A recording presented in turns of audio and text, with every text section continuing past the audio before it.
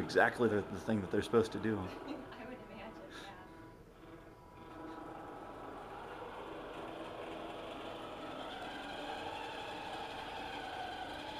So it responds very quickly if you just move it Yeah, fast. there's actually a little bit of lag on there, but Well, it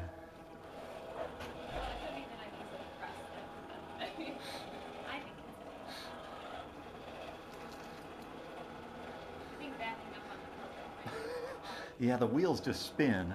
I think that's a feature, right? That it's designed for kids to drive it, and they just want it to. It just doesn't. They It's don't not. want it to get too Yeah. out of control, probably. Actually, the colors start getting weird at different locations too. You can see it doesn't quite match up, right? If you look at the control interface there, it's actually the colors are matching pretty well. So see on the right there, it's got that's where it thinks the paper is, and it's just trying to keep at the right distance from that.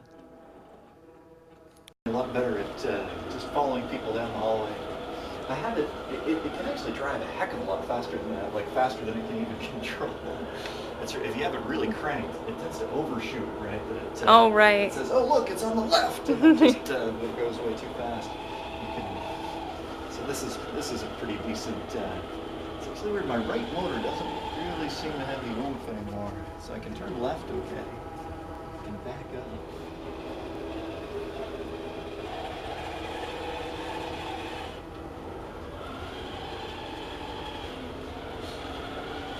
Yeah, trying to get the illumination is really tricky in these things.